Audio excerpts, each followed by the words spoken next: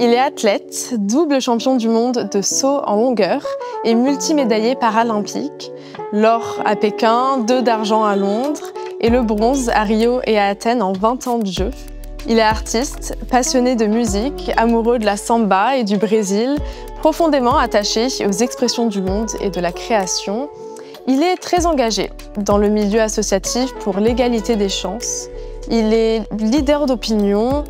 Il prend la parole pour inspirer et challenger les institutions et les entreprises et même les écoles. Son fil rouge, c'est le sport, l'éducation et la culture. Il s'est toujours dépassé pour lui-même et continue de se dépasser pour les autres. Aujourd'hui, nous nous mettons dans les pas de Arnaud Assoumani. Bonjour Arnaud. Bonjour Madi. Quel plaisir de te recevoir aujourd'hui dans la boutique Berluti du Faubourg Saint-Honoré à Paris. Merci beaucoup, c'est un plaisir également. Tu es un ami de la maison, donc tu peux te sentir comme à la maison ici. Merci beaucoup. Et ma première question, d'où vient cette énergie, cette force que l'on sent quand on te rencontre? Quand tu rentres dans une pièce, tu dégages une certaine prestance qui est très agréable, qui est très humaine aussi. D'où vient cette énergie, cette force? Je pense que je ne saurais pas forcément répondre à cette question directement parce que j'imagine que je dois remercier mes ancêtres et mes parents. Et ensuite, je ne sais pas trop. Je pense que c'est également ce que j'ai pu vivre au fur et à mesure de ma vie. Peut-être d'être né aussi physiquement différent. Je suis né, il me manquait un avant-bras. Et j'ai dû me construire à travers le regard de mes parents, mais aussi après à travers le regard des autres. Un miroir un petit peu, pas déformant, mais qui renvoie à quelque chose où il y a une comparaison en réalité avec les autres. Et donc on se pose aussi certaines questions de pourquoi. On va par exemple vouloir peut-être plus me protéger. Pourquoi on va me dire ça, tu n'y arriveras pas. Parce qu'on considère que si on n'arrive pas à le faire avec 2 mains, tu ne pourras pas le faire. Et j'ai jamais accepté réellement cette situation, cette condition dans laquelle on me mettait. Et je disais, non, laisse-moi essayer. Donc je pense que ce refus très jeune, et cette volonté en tout cas de vouloir être autonome et de faire par moi-même, en fait ça demande un peu de courage. Tout le monde n'en est pas nécessairement capable parce que on n'a pas nécessairement la bienveillance, la confiance et l'amour et l'environnement nécessaires pour pouvoir peut-être s'exprimer un peu plus. Donc je pense que je mets des mots maintenant là-dessus aujourd'hui, mais je pense qu'il y avait un petit peu de ça petit, et ensuite oser, y aller, essayer, et puis forcément on se prend des claques, on tombe, et puis on se relève et on réessaye. Et aujourd'hui, Arnaud, c'est quoi ton moteur dans la vie ? Alors le moteur, je pense qu'il y en a eu plusieurs. Effectivement, le sens, en tout cas, je l'ai eu assez jeune. Je me suis posé des questions assez jeune. En tout cas, j'ai peut-être eu des questions existentielles avant l'âge de 10 ans. Et de me dire que la narration, en tout cas l'histoire, dans laquelle on pouvait être, qu'on a pu voir dans les films, dans tout un tas d'œuvres, également celles que nos parents peuvent nous raconter, celles qu'on lit dans les contes. J'ai jamais totalement adhéré, et en même temps je trouve ça magnifique, et je me dis il y a quelque chose d'autre aussi qui est de l'ordre de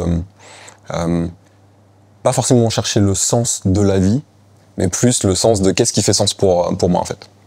Qu'est-ce qui peut être important pour moi, et lorsqu'on se pose cette question, il y a autant le fait de si on a des rêves, peut-être essayer justement. Et moi j'ai eu ce rêve quand j'ai regardé pour la première fois du saut en longueur à la télé, et je voyais des athlètes voler. T'avais quel âge ? J'avais 5 ans. Et donc, c'était le concours Carl Lewis contre Mike Powell. On se rappelle, il y avait d'autres athlètes, dont Robert Emian, qui a été un de mes entraîneurs à un moment, qui est le recordman d'Europe en saut longueur, juste derrière Carl Lewis et Mike Powell. Et en fait, moi, j'ai vu ces athlètes voler. Et quand on est enfant, on est touché par des images, en fait. Et il n'y a pas de... C'est totalement irrationnel. Donc le poids de cette image, que cette image a eu sur ma vie est juste incroyable, puisque j'ai dit à mon père, quand je serai grand, j'aimerais voler moi aussi, je ferai les Jeux Olympiques. J'ai vraiment eu cette petite voix qui est restée dans ma tête, qui était totalement utopique. Enfin, je me suis jamais dit qu'un jour j'y arriverais, Mais j'ai commencé à faire de l'athlé quand j'avais l'âge de 11 ans. Voilà, je me suis entraîné, j'ai progressé. Mais de là à se dire qu'un jour, ça deviendra, on pourra en faire à haut niveau et que ça deviendra une carrière, j'étais extrêmement loin d'imaginer ça. Donc je pense qu'il y a, dans le sens, il y avait ce rêve d'enfant de me dire, je vais oser, en tout cas, allez, on essaye. Et donc ça me paraît assez irréel en fait si je regarde un peu dans le rétroviseur, de me dire que j'ai pu faire du haut niveau, participer au jeu, gagner des médailles et le faire pendant aussi longtemps. Et ensuite très rapidement, parce que aussi de par ma différence et le fait que je ne comprenais pas pourquoi parfois le regard était différent par rapport à moi. Je pouvais voir des regards de compassion, mais je pouvais aussi voir des regards de pitié à différents moments de ma vie. Et c'est vrai que tout jeune, on se pose du coup beaucoup plus de questions.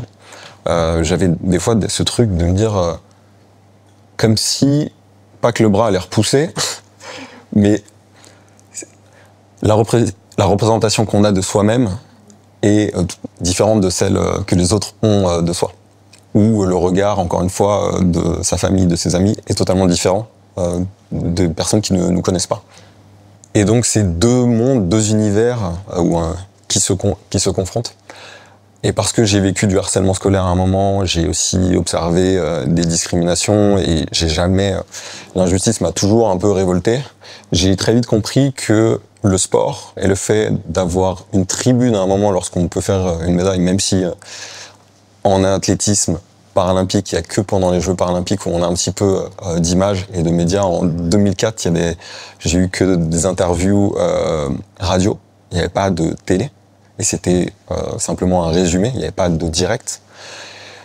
Mais j'ai compris qu'on pouvait passer des messages et qu'on pouvait déjà commencer à contribuer à changer les regards par ce qu'on fait sur la piste, avec cette représentativité, cette inspiration, et en même temps, ce que personnellement on peut partager aussi. Donc ça, c'est quelque chose qui a toujours fait sens pour moi.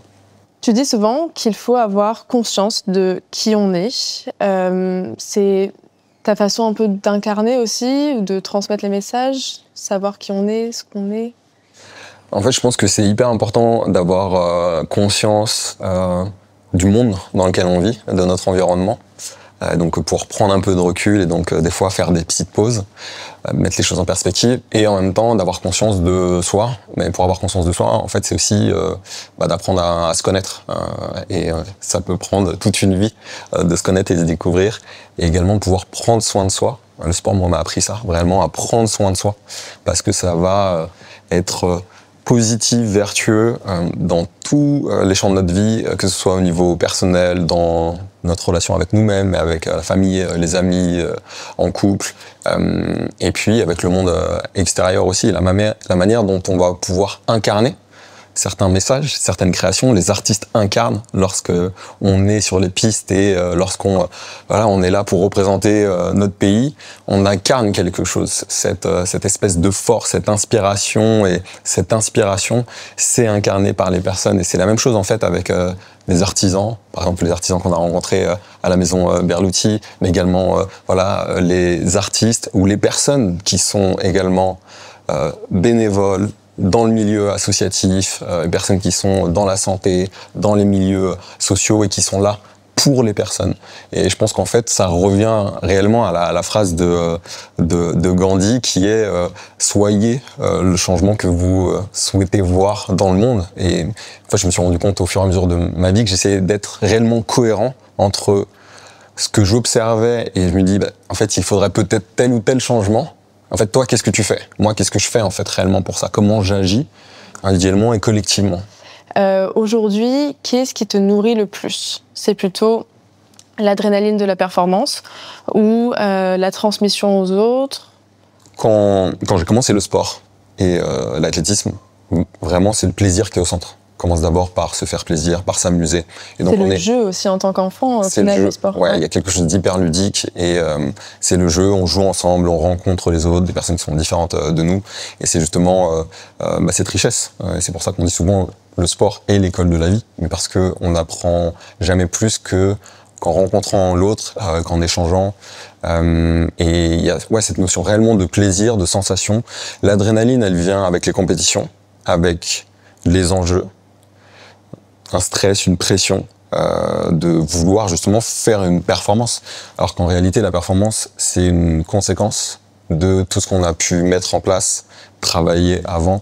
Et je fais souvent une analogie avec les musiciens. Nous, on parle de gamme, par exemple, lorsqu'on fait notre échauffement. On va répéter, on a notre routine. Et donc, c'est la même chose qu'un musicien, qu'un pianiste, qu'un guitariste. Et ensuite, on va tellement s'être entraîné, on aura créé des automatismes que ça va être simple. Donc, la compétition, c'est le moment où on doit être artiste. Et pendant l'entraînement, on est plutôt maître de ce qu'on est en train de faire. En échange, on prend les retours de l'entraîneur et de son équipe pour pouvoir également mettre des sensations avec une technique, un travail sur la technique. Mais ensuite, on doit réellement se détacher de tout ça, se détacher de l'enjeu et réellement revenir à quelque chose de très spontané, très intuitif, comme lorsqu'on est enfant en fait. Et est-ce que du coup là-dedans, il y a une notion de sacrifice aussi ? Moi, je parlais pas du tout de sacrifice lorsque j'étais plus jeune parce que je parlais de choix. Alors, choisir, c'est renoncer. Lorsqu'on a envie de faire pas mal de choses, c'est pas forcément évident. Et j'avais ce truc où je me disais, attends, être athlète de haut niveau ? Non, mais jamais de la vie je ferais ça. J'aime tellement de choses, je suis tellement curieux, j'ai envie de découvrir, vraiment de bouffer le monde. Et au final, je comprenais pas les sacrifices. Je me dis, mais non, c'est pas un sacrifice, c'est un choix. Je l'ai compris en le vivant plus tard et j'ai commencé à parler de sacrifice. Même si encore une fois, je questionne même ça, je sais pas, je suis pas sûr que ce soit le bon terme. Vraiment par rapport à la notion sacrificielle pour les autres, je suis toujours pas sûr de ça. Par contre, ce qui est sûr, c'est que c'est du temps de vie qu'on pourrait consacrer à d'autres choses. C'est énormément d'énergie. C'est une vie qui est quand même en parallèle du monde, de la plupart. Je pense pour la plupart des métiers d'exception et d'excellence. On passe tellement de temps pour ça. Et en fait, c'est complètement fou. Alors je me dis, par exemple, je vais m'entraîner 4 ans pour 36 secondes. Bien évidemment, ces 4 ans-là, ils sont pas juste pour ces 36 secondes-là. 36 secondes, c'est 6 sauts en longueur en finale des Jeux paralympiques, par exemple. Si je prends juste la performance physique lorsque je suis en action, ça représente ça. Sauf que chaque année, on a des championnats d'Europe, championnats du monde, et puis les Jeux. Mais réellement, ce qui va nous permettre d'être visible et d'être valorisé, d'être reconnu en tant qu'athlète paralympique, c'est les Jeux paralympiques. Donc c'est tous les 4 ans. Et moi, j'avais toujours cette intime conviction que si je ne faisais pas de médaille, ma carrière s'arrêtait. Enfin, tout s'arrêtait. Donc il y avait ce truc interne où tu es obligé de faire une médaille. Enfin, tu peux pas ne pas faire de médaille, en fait, c'est pas possible. Justement, aujourd'hui, du coup, tu dirais... Enfin, es-tu plutôt un sportif heureux ou juste un homme heureux ? Alors, je pense que, enfin, sportif, moi je me définis pas vraiment comme sportif. Effectivement, je dis souvent que le sport, l'éducation et la culture, c'est mes piliers, c'est mes fondamentaux.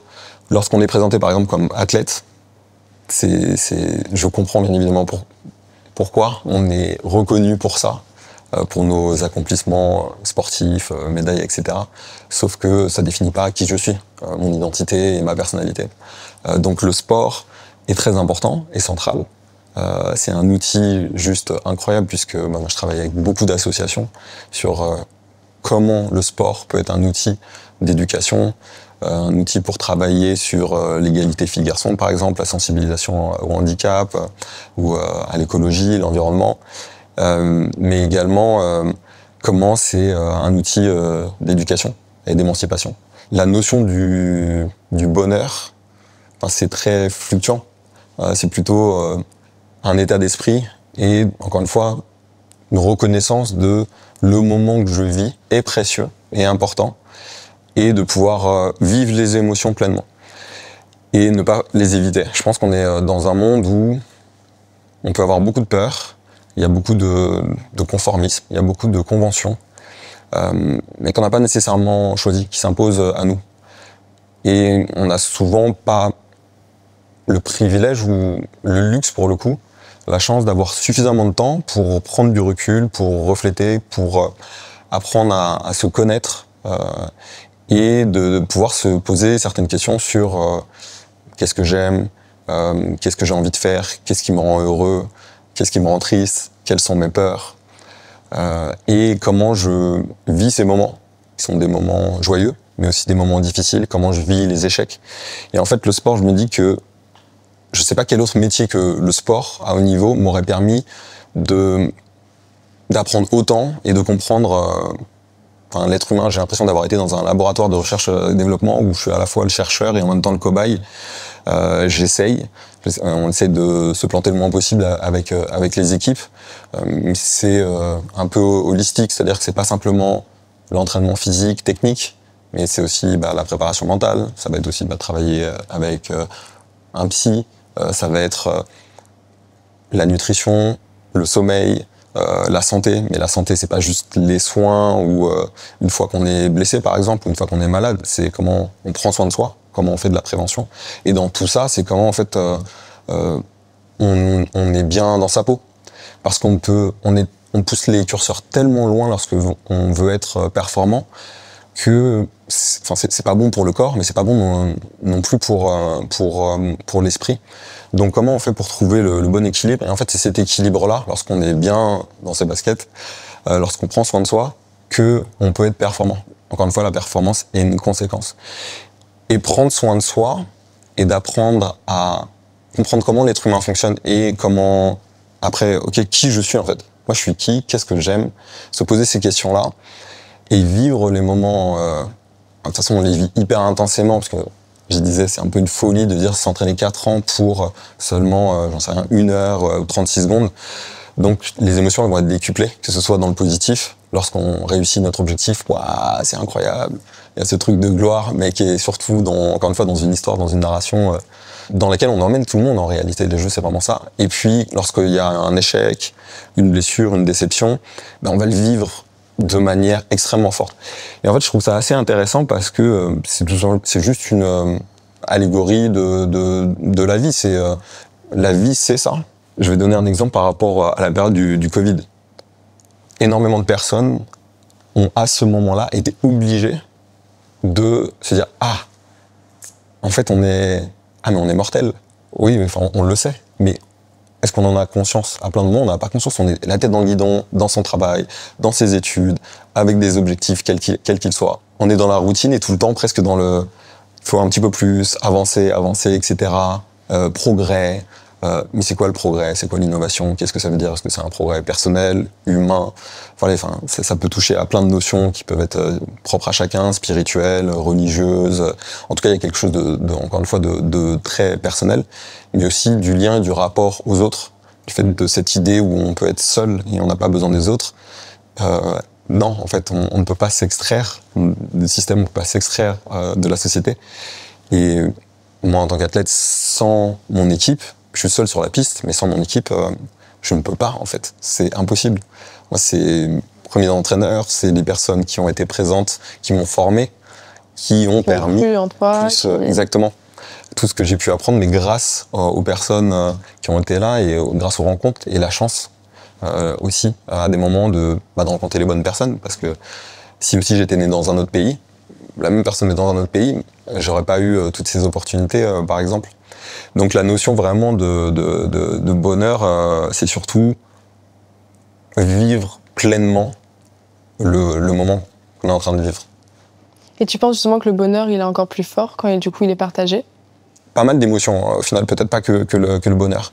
Mais les émotions, effectivement, en tout cas, lorsqu'elles sont partagées, pour moi, c'est là où ça a le plus de sens. Encore une fois, il y a cette idée de « Ok, je réalise mon rêve d'enfant », et quand on peut se projeter, ça peut être, j'en sais rien, actrice de cinéma, astronaute, vétérinaire, athlète, j'en sais rien, ouais. Influenceur. Mais on peut avoir l'image d'être seul, ou peut-être des personnes, par exemple, si on a besoin d'être valorisé, d'être validé, mais peut-être moins sur la notion de partage. Encore une fois, comme je dis, quand on est enfant. Mais en réalité, c'est beau lorsqu'on peut partager. Moi, à Paris en 2024, par exemple, j'avais quasiment toute ma famille qui était présente. J'avais des amis d'enfants, j'avais des filleuls, des associations qui étaient présentes, des enfants et des parents d'élèves dans des écoles dans lesquelles j'ai été. Et puis on a aussi des personnes qui nous suivent, qui nous soutiennent, et certains depuis des années, donc au final qui nous connaissent. Et je me suis rendu compte que moi, ma force, c'est ça en fait. C'est de pouvoir rassembler, c'est de créer du lien entre les gens. Et que ce soit autant sur le sport, mais aussi sur d'autres projets qui peuvent être liés à la création. Tu parlais d'engagement, mais au final, je sais même pas si le fait de dire engagé, en fait, j'ai l'impression que c'est surtout être humain et de l'exprimer. Et justement, quels sont tes combats aujourd'hui ? Une notion d'égalité, de liberté, de fraternité. En fait, ce sont les piliers de notre République, de la démocratie. C'est des choses pour lesquelles je suis extrêmement attaché, parce que c'est ce qui nous permet d'être là aujourd'hui, c'est ce qui nous permet de pouvoir nous exprimer. L'accessibilité, parce que un de mes combats, c'est également pour les personnes en situation de handicap, plus de 12 millions de personnes en France, représentent à peu près 15% dans le monde, un peu plus de 1,2 milliard de personnes qui sont concernées. Mais après, si on prend les personnes aidantes, la famille, les amis, les proches, en fait, on est tout de suite à 30% et à beaucoup plus de personnes. J'ai jamais aimé le fait de catégoriser, parce que je me dis, mais on ne peut pas définir 12 millions de personnes.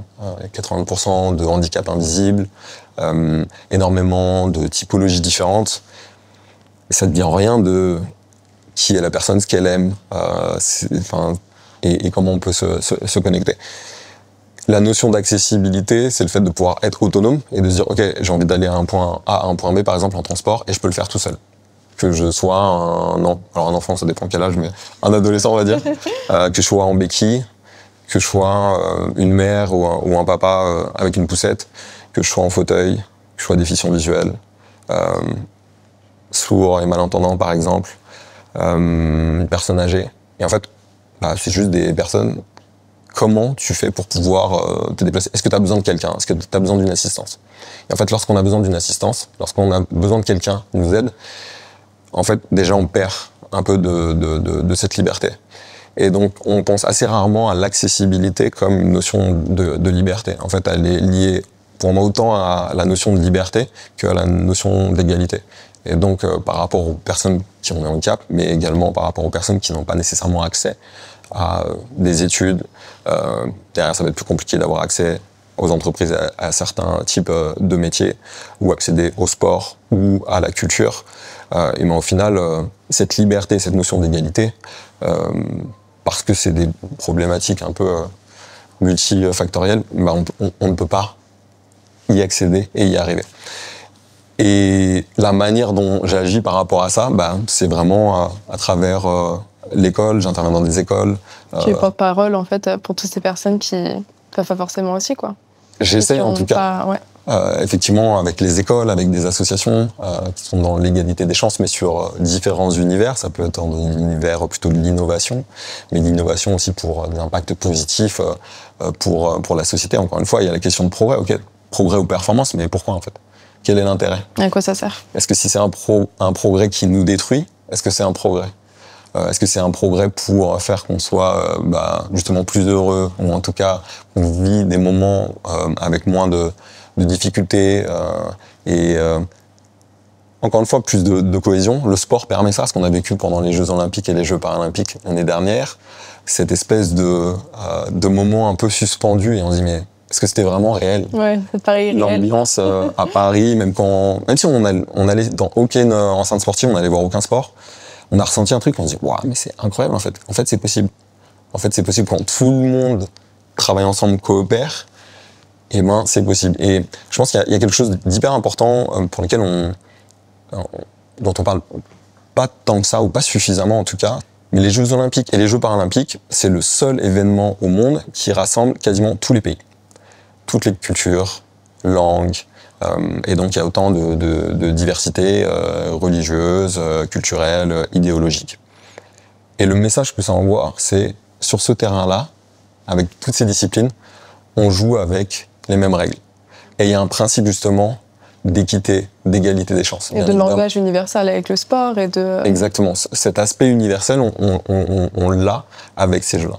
Maintenant, c'est quoi le futur d'Arnaud Assoumani? Je suis attaché à cette liberté de pouvoir autant être dans le sport, être sur le terrain avec des jeunes, de pouvoir transmettre, de pouvoir travailler avec des écoles à différents niveaux, mais de pouvoir être aussi avec les entreprises, avec les institutions, et d'avoir des projets aussi culturels. En fait, tout ça me nourrit énormément.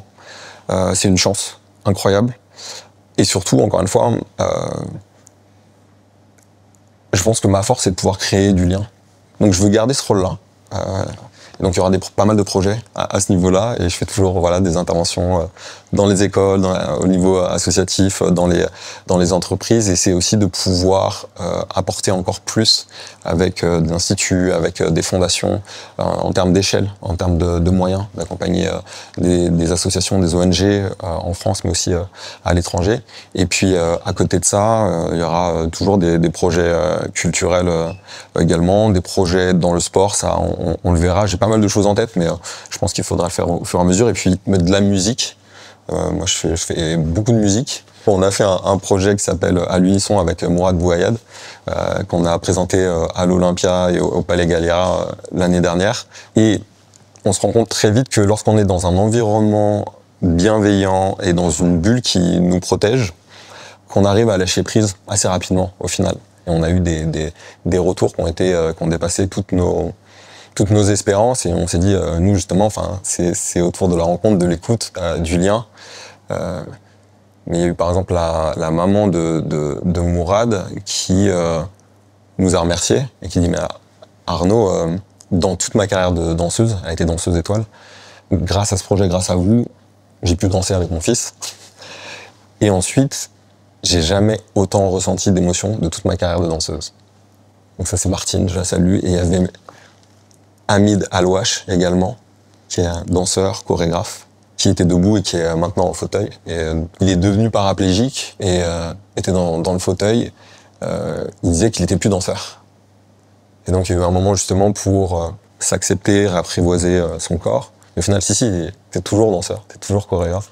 Et c'est ce qu'il fait. Et c'est la même chose. Il a dit, non mais là, attends, hier, j'ai mis 3 heures pour redescendre, quoi. Et en fait, on était dans un état que j'ai très peu connu. Parce que j'ai dansé, au final, on m'a un peu obligé. Et ces projets-là, c'est juste incroyable. Et est-ce que justement, pour toi, l'art permet d'exprimer ce que le sport ne peut pas? C'est une autre forme de liberté, c'est une autre forme d'expression? Je pense que l'art, par définition, c'est un peu exploser les règles et les codes. Justement, c'est de l'expression et... alors, il y a plein de courants d'art, et effectivement, c'est codifié. Il y a des règles, mais je pense que l'art, justement, les enfants font de l'art. C'est comme, par exemple, la philosophie. En fait, on fait tous et toutes de la philosophie. Je pense que les enfants sont des meilleurs créateurs que la plupart des adultes, ouais, simplement parce qu'il y a moins ce filtre et cette barrière, ces limites. Et nous, on a tout le temps une petite voix qui peut être présente, et ça peut être très dur de s'en détacher. Et moins on se met de limites, plus on peut se libérer et lâcher prise. Et c'est vraiment un travail sur soi, et c'est très intéressant, et ça se fait pas du jour au lendemain. Le sport est beaucoup plus codifié. Je pense que justement, on se retrouve souvent dans des métiers d'exception qui sont le sport de haut niveau, l'art, la musique, la peinture, la photographie, les artisans. Par exemple, on a eu la chance de rencontrer des artisans de Berlouti, une maison Berlouti, pendant les Jeux olympiques et les Jeux paralympiques, enfin avant. Et la manière dont ils vont travailler sur les costumes, sur le sur-mesure, de découvrir que tout est fait à la main. Il y avait un fer à repasser, je me dis, mais il a quel âge ce fer à repasser? Ah bah celui-là, il doit être des années 50 ou des années 60. Il y a une appréciation du détail, un respect pour la matière, un respect pour les personnes,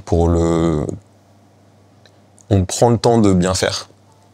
Et je pense que c'est ce qui rejoint, en tout cas, sur la création artistique. Ça va être la même chose pour des chefs également.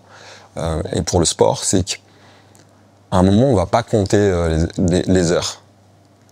On va avoir une ambition qui peut être différente, mais souvent portée... En fait, on va qualifier l'excellence, Le sport, par exemple, on sait que c'est défini. Je vais avoir des compétitions et je vais me dire, bon voilà, j'ai comme objectif les Jeux, les championnats du monde et c'est fini. Je peux faire un rétro-planning, etc. Et je vois par exemple sur la musique, si je me mets pas de deadline, en fait, je sais jamais quand est-ce qu'un morceau est terminé. Et pour un peintre, c'est un peu pareil. Chacun développe ses propres techniques, ses propres méthodes. Mais à quel moment, en fait, on estime que c'est terminé? Et est-ce que toi, du coup, aujourd'hui, tu te sens plus sportif ou artiste? Bah, je suis sportif sur un tout, mais au final, je sais pas, ce sont des notions, et en tout cas, c'est la manière dont des personnes peuvent interpréter, juger ce qu'on fait. Je pense encore une fois, il y a beaucoup plus d'artistes qu'on ne le pense. Je pense effectivement créer. Je pense aimer donner, partager.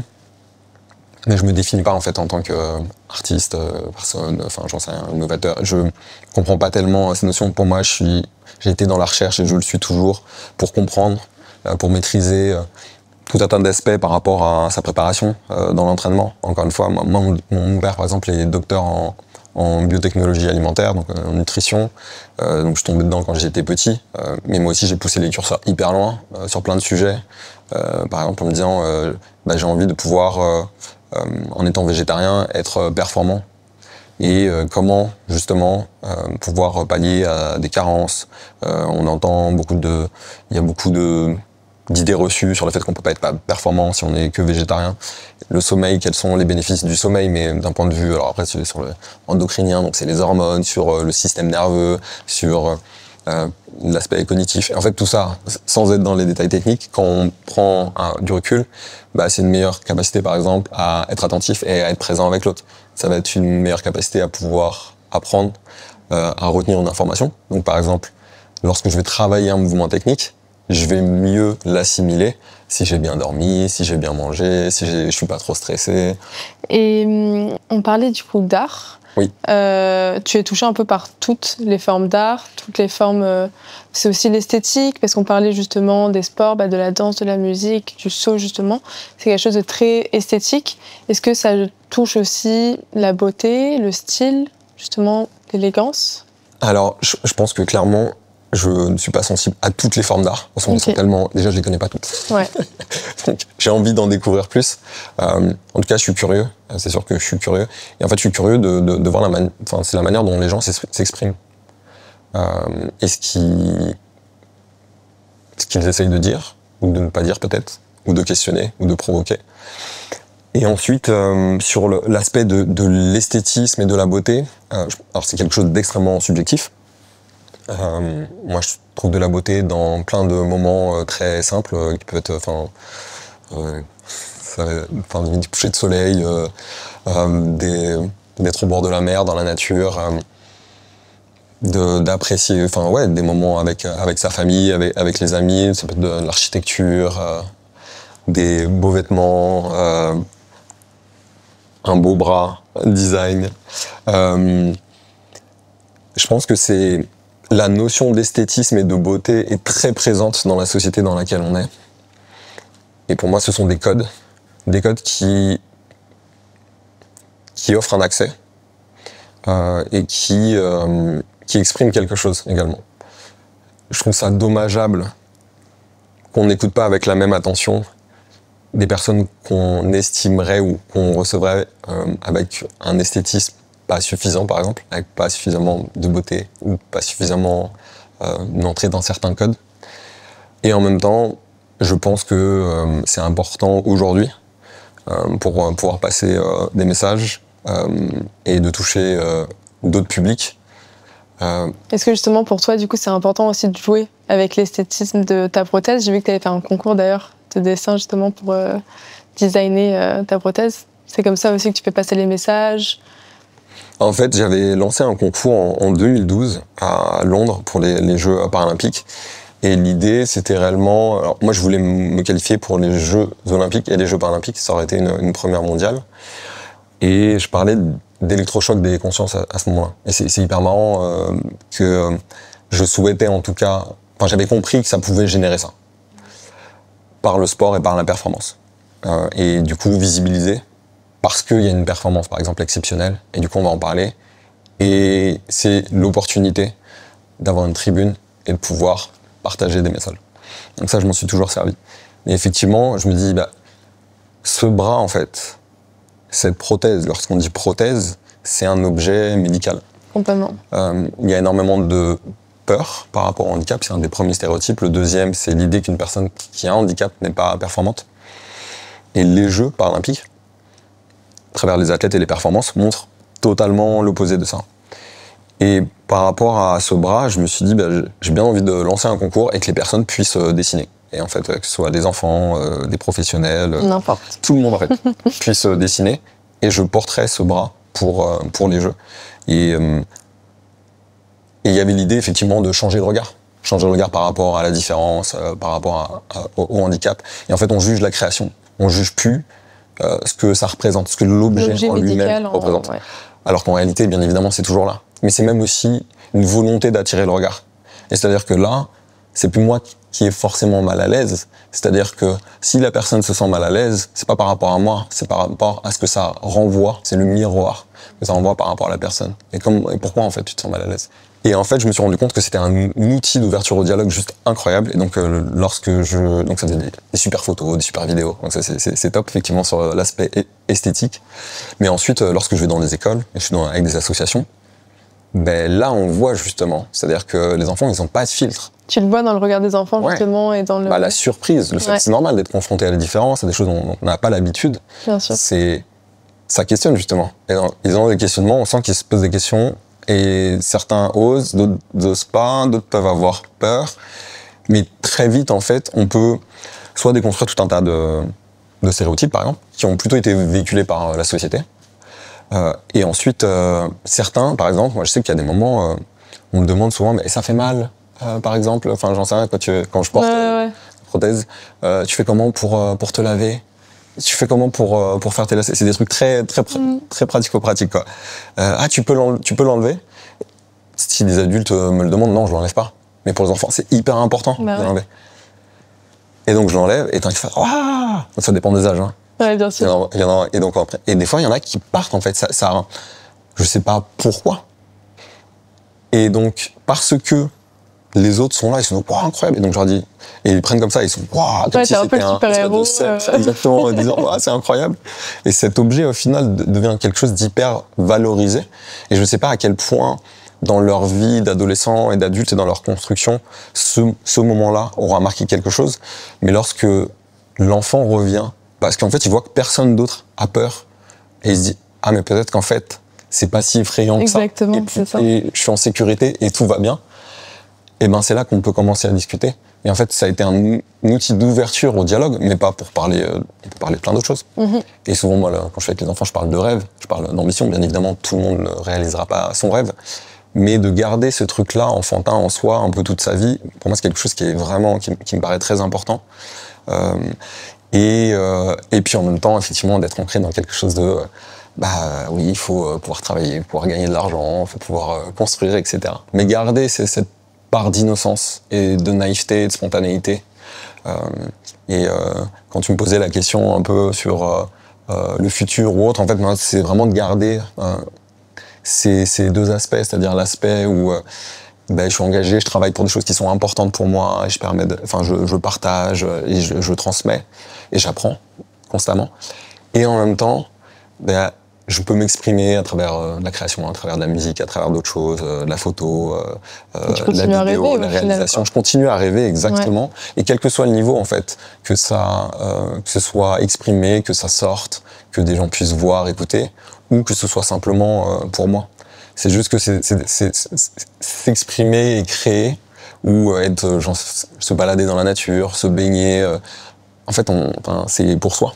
Et justement, quand tu as porté la flamme olympique à Cannes, est-ce que c'était un rêve aussi pour toi? Alors, je pense que j'avais pas forcément ce rêve, mais en tout cas, symboliquement, c'est hyper fort. Et on a pu voir d'ailleurs aussi à quel point c'était fort pour les Françaises et les Français. Je pense qu'on s'attendait pas à ce que ces symboles soient toujours si importants aujourd'hui. Avec les années, et puis on peut se dire, les jeunes générations ne connaissent pas forcément le sport, c'est quelque chose, c'est des temporalités, c'est hyper long. Et au final, on avait vraiment toutes les générations qui étaient présentes. Et Cannes, alors on était habillés, j'étais habillé en costume Berluti, j'étais un peu en souliers Berluti, James Bond. Et puis il y avait Marie Patouillen, Elia Barbosa, Alexis Ronquinquan, Anthony Stanguet, Marie-Josée Pérec. Il y avait Iliana Rupert aussi, quasiment tous et toutes médaillés. Je crois que je suis peut-être d'ailleurs le seul à pas avoir été médaillé à Cannes. Je sais pas pourquoi vous m'avez invité, c'est peut-être la mauvaise personne. Et de porter, quand j'ai su que j'allais porter la flamme olympique avec 2 athlètes sur le tapis rouge à Cannes, en fait, pour moi, c'est un peu une blague, quoi. Ouais, qu'est-ce que tu t'es dit? Qu'est-ce qu'on fait là, quoi. Donc, c'est autant une opportunité incroyable. Et puis, on se prenait absolument pas au sérieux parce que, en fait, t'as le truc de pression. Tu sais que ça va être des photos et des images qui vont être vues dans le monde entier, au final. De pouvoir porter cette création, ce bras qui a été créé par Dimitri Linka, sur le tapis rouge à Cannes et représenter ce symbole justement de paix, de lien avec les autres dans l'événement le plus suivi au monde. C'est juste incroyable d'avoir pu partager ce moment-là. Et je pense que clairement, on était un peu comme des enfants. On jouait un peu un rôle. Je me souviens que j'avais mes lunettes et on m'a dit « Mais pourquoi t'avais les lunettes ?» Je dis « Bah, c'est Cannes. » C'est Cannes. Quand même. Obligé d'être un peu dans la vibe. Quand tu regardes exactement des acteurs, les actrices, réalisateurs, lorsqu'ils montent sur le tapis avec les équipes, il y a un côté, effectivement, les gens sont contents et tout. Il y a un côté un peu, tu vois, posture. Complètement. La posture de... Donc, non, c'était hyper important. Et c'est important pour les athlètes paralympiques aussi. Nous, on est des handicaps qui sont assez légers et pas trop visibles. Donc les athlètes olympiques, paralympiques, c'est très compliqué de se dire ce sont réellement des athlètes paralympiques.